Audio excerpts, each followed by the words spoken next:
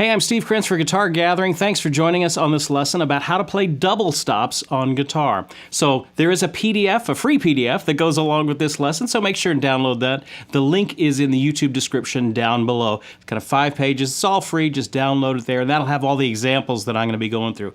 We're going to talk about how to play double stops, and then I'm going to give you about 10 of my favorite double stop examples that I use in my playing here in Nashville. So make sure you pause the video, download that, and make sure you have that out in front of you.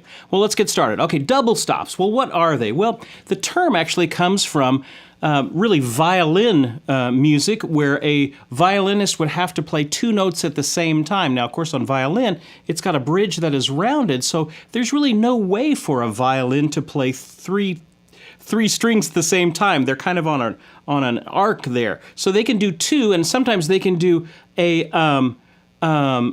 by moving the bow that way, but they can't play 3 notes at the same time. They can't do this. So they can play 2. So when they play 2 strings at the same time, in violin world, that's called a double stop. Well, in guitar, we kind of use that same concept, kind of take that same term and apply it to a whole host of things that works on guitar. So basically the idea is you're playing 2 notes at the same time. A lot of the time, it's like 1 note and then another note is moving. So something like this. So I have 2 notes there. One of them is staying still while the other one's moving. So that would be considered a double stop. A double stop would be something like that. So where I'm playing 2 notes in there. Now there's a lot of country kind of double stops where you're kind of doing that kind of a double stop. So we're not going to get into those. That's kind of its own little chicken picking thing there. I'm going to show you some other double stop licks, not country oriented. These are all double stop licks that work in they work in country, they work in bluegrass, they work in jazz and R&B, things like that. So it's not strictly the chicken picking. That's just kind of one area of double stops. So let's get into it and start to figure out some of these. These are some of my favorite licks. They're not in any particular order, but they're going to give you a good representation of what these are and how they're working on guitar. Take a look at the first page there. It's a blues double stop lick. Okay, so if I'm playing in key of C, and let's say I'm doing a little blues. Let me just get a little track going here. 2, 3, 4.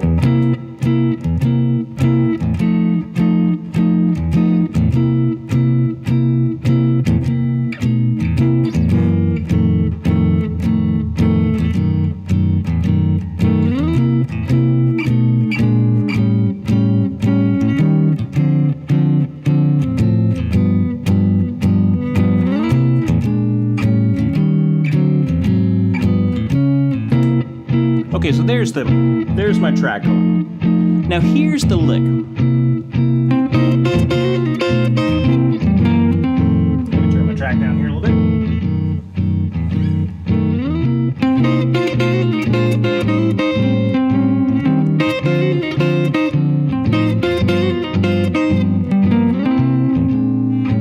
Okay, so what's the basic lick? Well, here's the basic lick as it's written out there.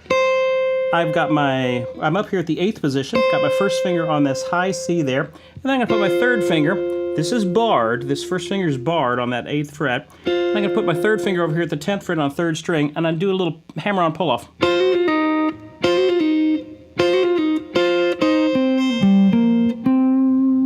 little simple. Now there's a gazillion different variations of it, so this is nothing magical about this, but the main thing is you get that double stop.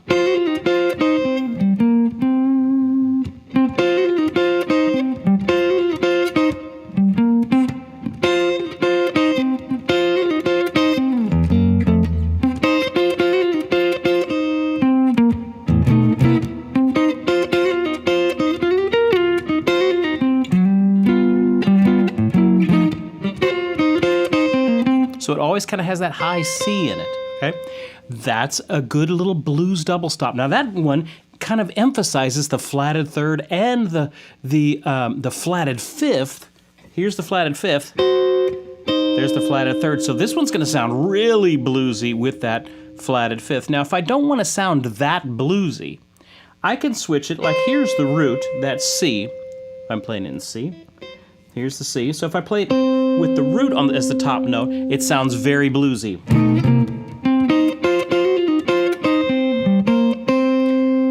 Okay, but I can also, if I move it down to, let's say, 3 steps down, to where I'm in A, where my highest note is an A, I'm still thinking in the key of C. So here's the C.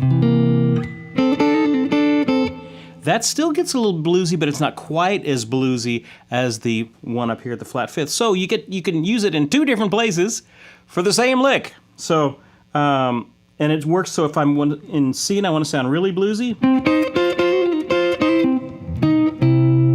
if I just want to sound a little bit kind of bluesy, I'll move the same lick, play it down here in A over a C chord. So if I got my track going here,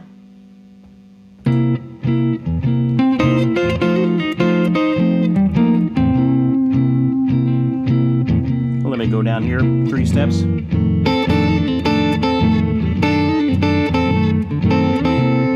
you hear how that still sounds bluesy, but not quite as...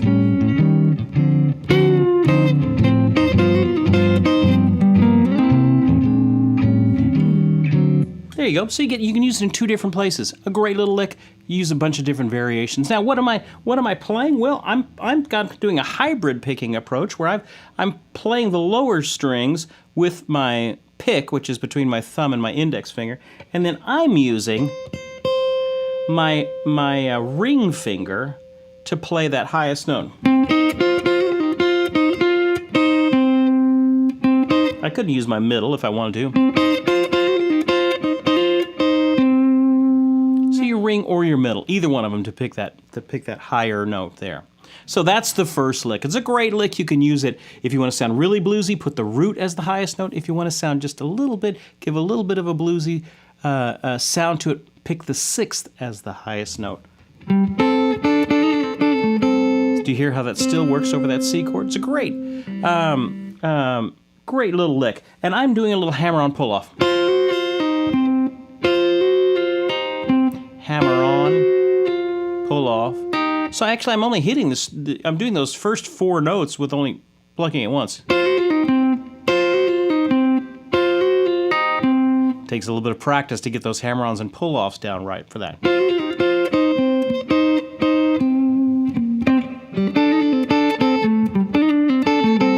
Okay, great lick. Hey, flip the page over there. Take a look at page 2. Let's go and learn another one.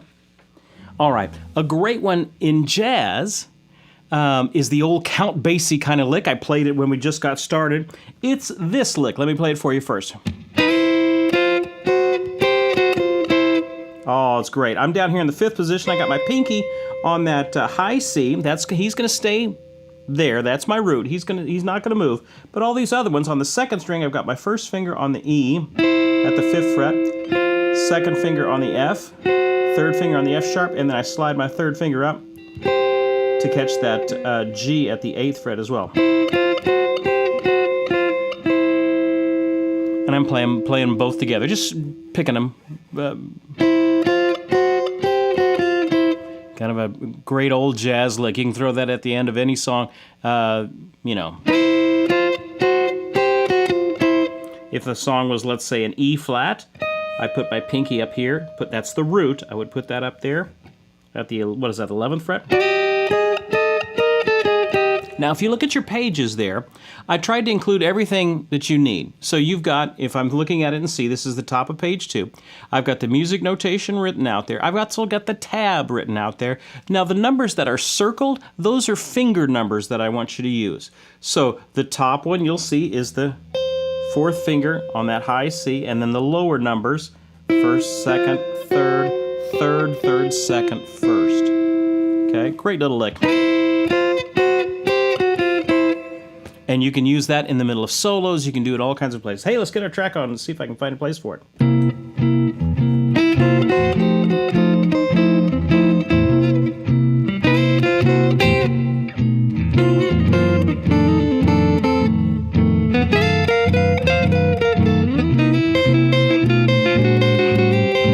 Just did them in alternating intervals.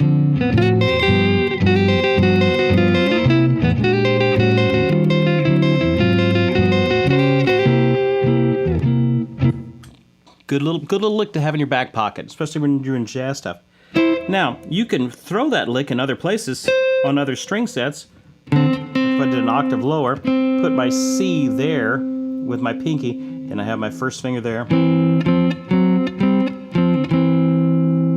Okay, a little thing about guitar, there are patterns between the first and second strings, the third and fourth strings, and the fifth and sixth strings. Those, if you have a 2-string lick that is on those pairs of strings, then it's the same fingering, you just have to move it around. So here it is on the first and second strings. I'm up here at the 5th position.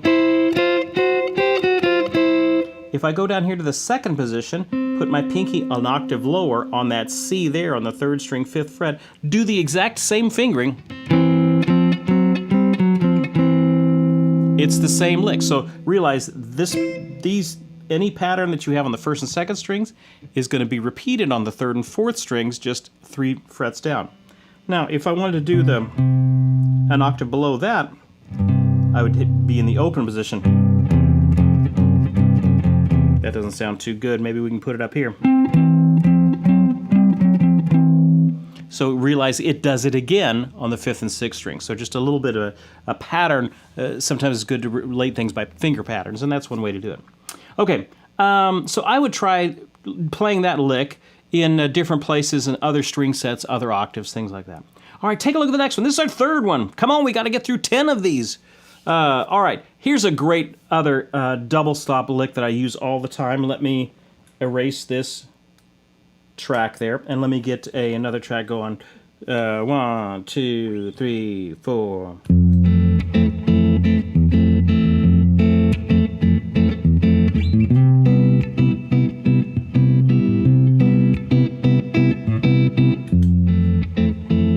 Okay, so there's my little track. Here's the lick.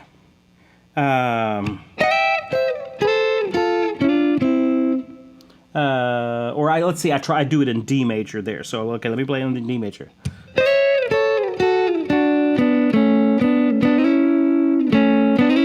Yeah, that's it. Oh.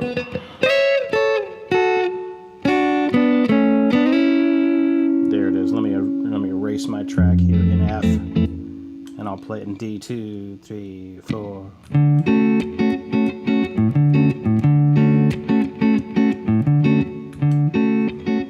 So if I was going to play this lick over this D major 7th chord.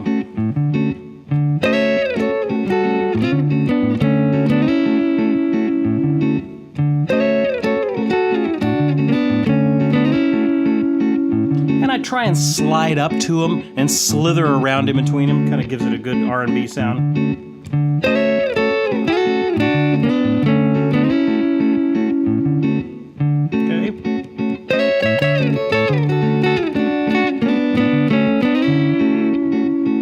Variations of it. That's a great little lick to have in your back pocket, especially if you're on any sort of major 7th chord. So you got to think what's happening here. If I'm over a D major 7th, the notes in a D major 7th are D, F sharp, A, and C sharp. D, F sharp, A, C sharp. And I'm basically coming up here to the 9th, which is that E. The C sharp, that's the major 7th, and the 9th there, and I'm doing. And then that would be the 5th and the major 7th. 3rd and the 5th, root in the 3rd, 5th and the major 7th, and then I slide up to the major 7th and the 9th. So it works great over any major 7th chord. It kind of gives some of the 9th notes in there too.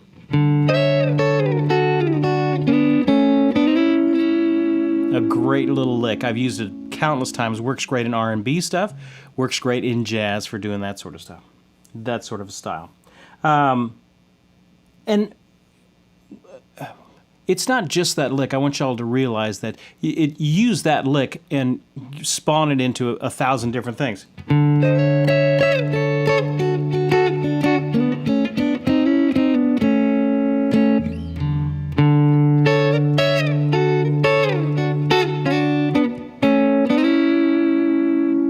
Great little pattern. Let's see if I can get the track going again here.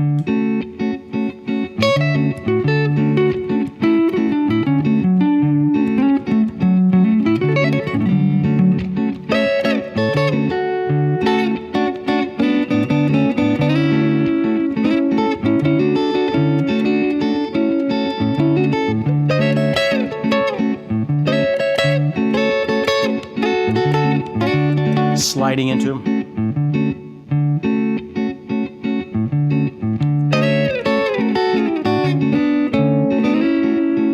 Yeah, Telleroo is saying kind of George Benson is, yes, very, very much like very much a kind of a George Benson sort of type lick. All right, take a look at the next one. Bottom of page 2 and the top of page 3. This is ascending thirds and intervals. Okay, so I'm kind of loosely kind of changing the double stop where I am playing 2 notes at the same time, but now instead of one of them holding and the other one moving, then I'm moving them all, kind of doing it in an interval type feel. So here's the lick. Okay, and I can go up, back down. And here's what I'm thinking. Over an F major 7th, well, this is at the 5th position. This is a C and an E, which would be the 5th and the major 7th. And then I'm going to go up to the D and the F. Go up a half step and eventually end up on the major 7th and the 9th. So if I get my, let me get an F groove, 2, 3, 4.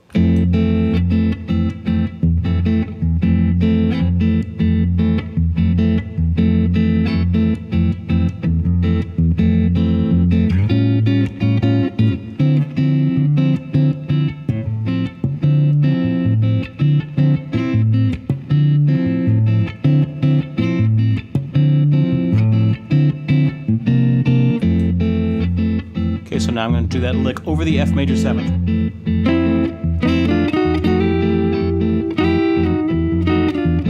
I'm going to do the same lick over a D minor.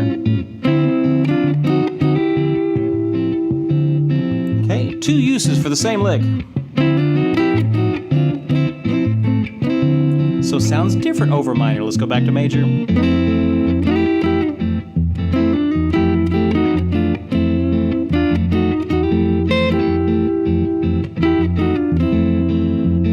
Same lick over D minor.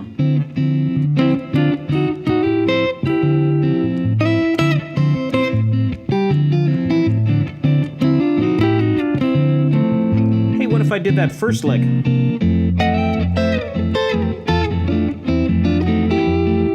Slid into that other lick. Let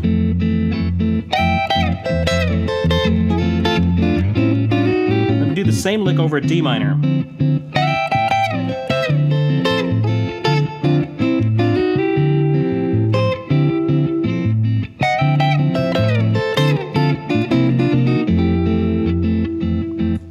A great little lick just to have. These are just little tools to have in your tool belt of guitar playing that you can throw out when you're accompanying or trying to do a little something special in a solo that's going to stick out. These little double stops are a great little trick to have. And so that one works great over a major 7th and works over a minor 7th as well. Hey, take a look at the next one. All right, here are some great ones. So let's kind of talk about how some of these double stops work in maybe an R&B setting. So I was doing a lot of this over the past week. All right, so let me erase that one. If I had, here's basically the lick. So if I played it slow. Okay, and that's basically it. Now, there's a million different variations of it. I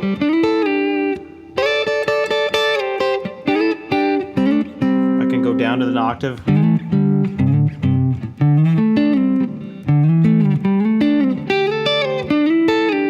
And how I remember it is that if I'm over a C chord, this is the root, there's the C, and I'm going up to the 2nd.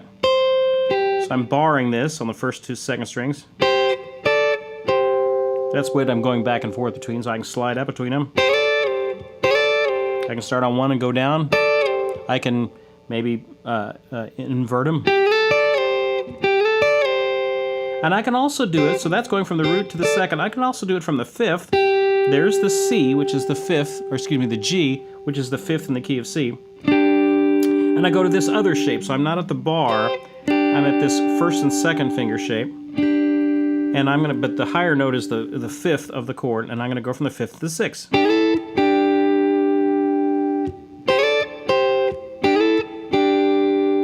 And that's basically my lick. So if I had a little track going here,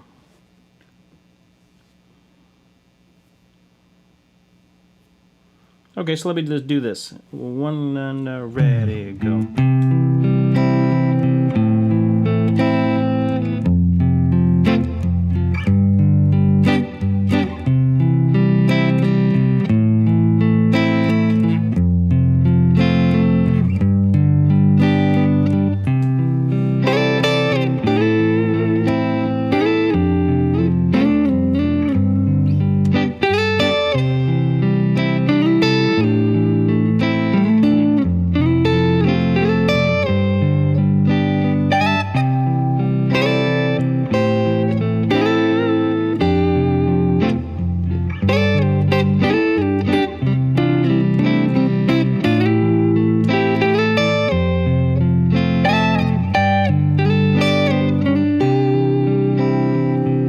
Lick you're going to hear 1,000 times in any sort of R&B song.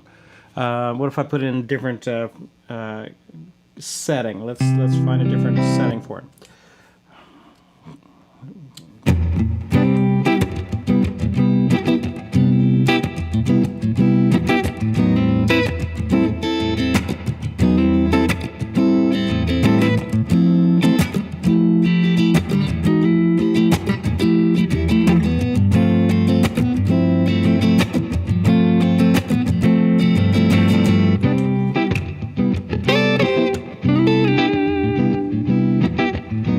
A minor, and I'm going to play the same lick.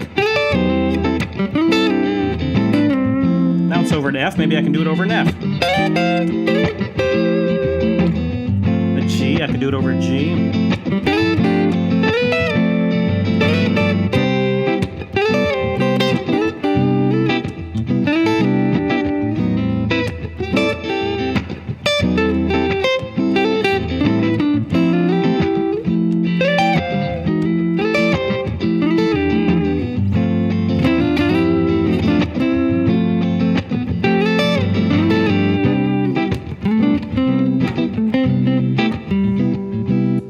It's a great little lick. Man, you can immediately sound R&B sounding when you have that little sliding fourths little lick.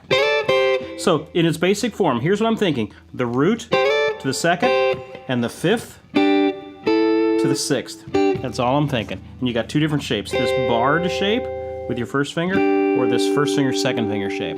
And then you can vary it as much as you want to. Now, one of the variations of it at the bottom of page 3, I'll do a little hammer on. So if I'm back in C and I went,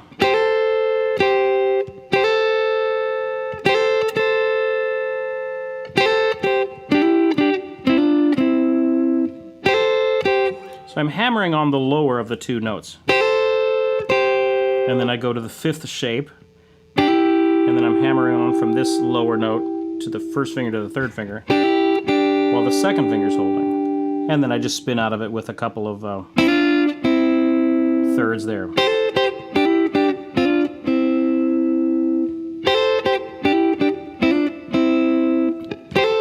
Do you see how it's still the same lick? I'm just kind of breaking it up and doing a little thing like that. So let's get our track going again.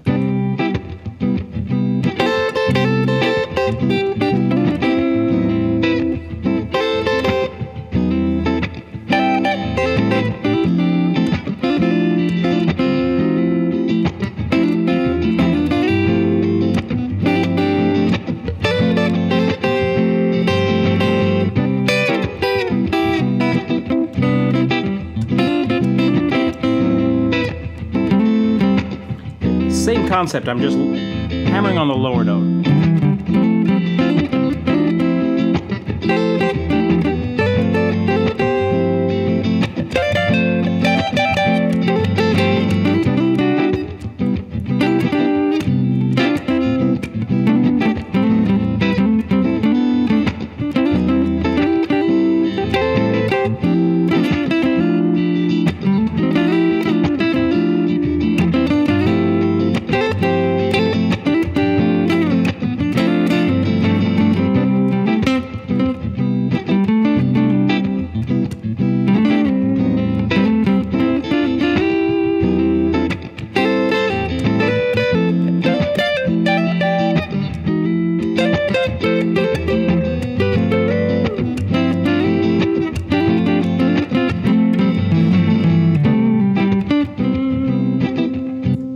a great little lick to have in your back pocket. And you see how I went through 4 different chords there, an A minor, a C, an F, a G, and I did that same lick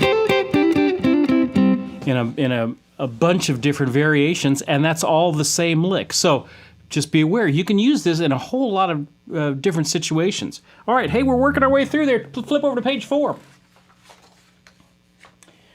Let's see what else we got here. Oh, this is a good one. This is kind of a George Benson-ish sort of lick as well. This is top of page 4. So here's the basic lick. 3, 4, 1. So at this one, I like having my 3rd or my 4th finger. You can do it with your 4th finger as well. So let's say I put my 4th finger up here at the, what is that, the 10th fret of the 1st string. And I'm gonna pull off between my 2nd finger, which is on the A flat, on the 2nd string, 9th fret. He's gonna pull off to the G, right behind him on the 2nd string, 8th fret, while I'm playing that high D.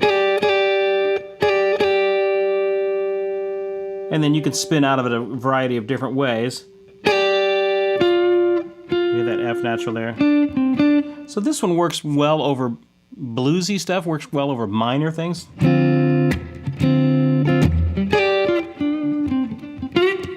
right, so let me give a track one for that. 2, 3, 4. Sorry, 3, 4.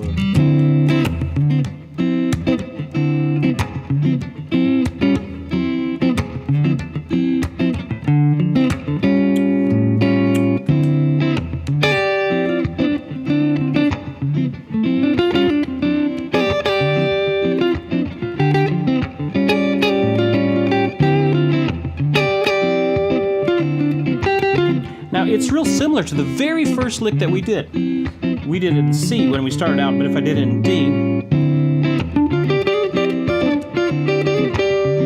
So it's similar to that, but it's done on a different string set, so I can do some different things with it.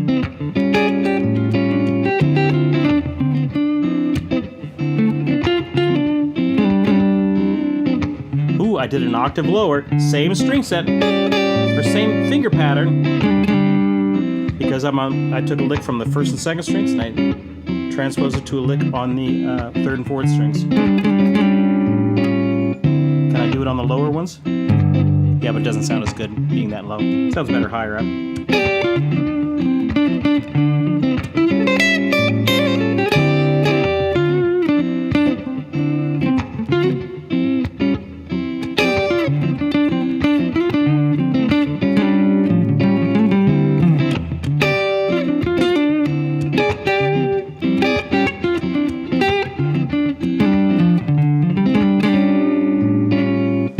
So just that little, kind of gives a little flatted 5th going to the 4th. A flat down to the G. The A flat is the flatted 5th in the key of D, excuse me, going down to the 4th. So you get that little very George Benson-y sort of a lick. Like I said, you can do it with your 3rd finger or your 4th finger for the higher note. But the pull-off is always with your 2nd to the 1st. So that's a great lick as well. Hey, let's take a look at one more. This is the middle of page 4. Oh, let's go to one of the earliest signature licks in rock and roll. Come on. Let's, here's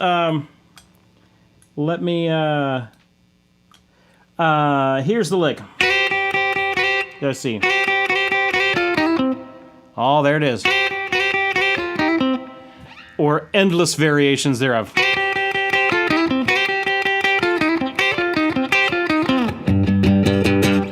Okay, what is the lick? I've got my 2 notes. All of these are going to have 2-note combinations. I'm up here at the 8th fret. I'm in the key of C, and I'm going to bar this 1st and 2nd string. And go ahead and slide into it. Practice sliding into it.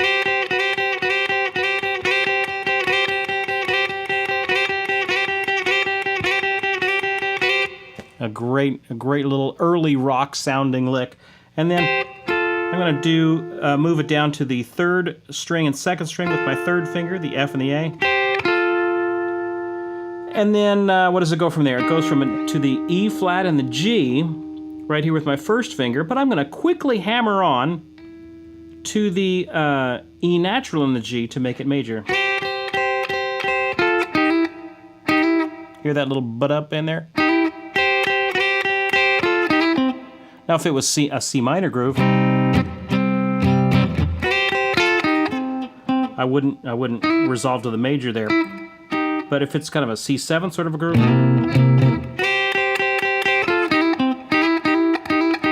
great little lick.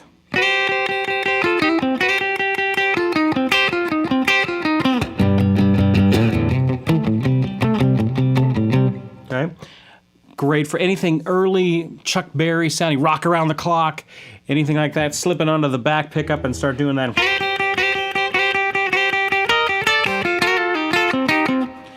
One of the earliest things on rock guitar was doing dyads, these little 2-string combination. 4th finger. All of these are little mini bars. Maybe I can even bend both those strings.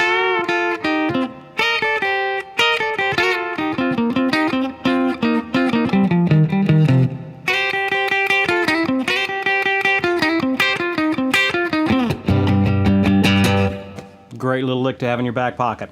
Look at the next one. Oh, this is a fun one. Okay, so this is really helpful sometimes to be able to do a major scale. So I'm going to put my back hip here in C. I'm going to put my first finger on the first string at the 8th fret, and I'm going to alternate with this high C a major scale.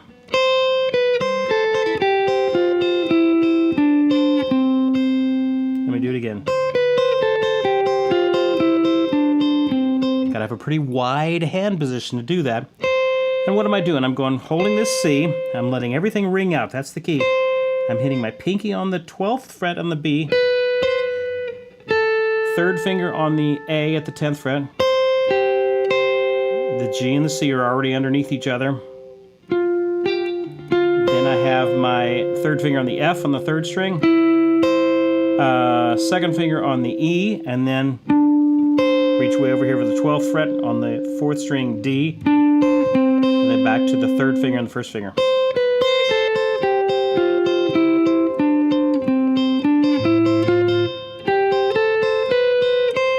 Now, as just an exercise, that's a good one to kind of get your fingers opened enough, because the idea is that you want everything ringing together. Because what's beautiful is the overlap, when the 2 notes are kind of overlapping, so you don't want to do this. Okay, I mean, try and do it a little bit better than that.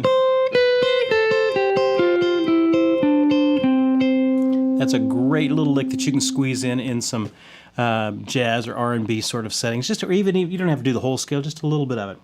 Trying to think of a groove that we could do that on. 2, 3, 4.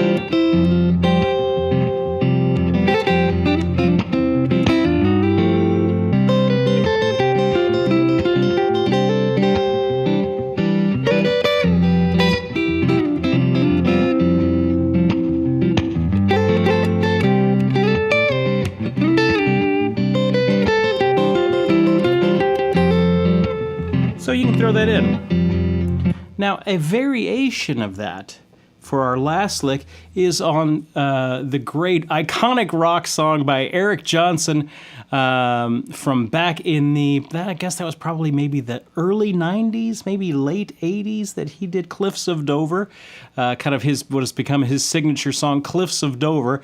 I put the link there in the PDF, so click on that and listen to the opening riff of Cliffs of Dover, and you're going to hear a similar thing to the major scale, except he does it a little bit differently. Now, he's way up here at the 15th fret, but I suggest you learn it down here. He's in the key of G, and so he starts out with F sharp G, but he's going to do chords. So you have this high G, and he's going to go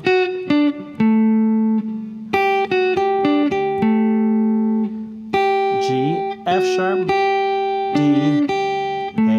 Just, everything at the 7th fret. So I'm putting a high G between them all, but I'm basically just going, and then I'm going to go on the 5th fret, ascending, descending on the 7th, ascending on the 5th fret. So I'm going down and back up again.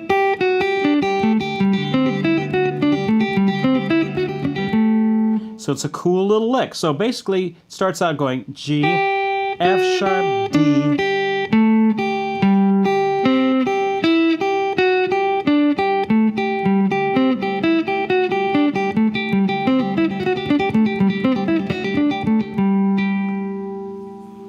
There you go. So it's add a little bit of distortion, do it way up here.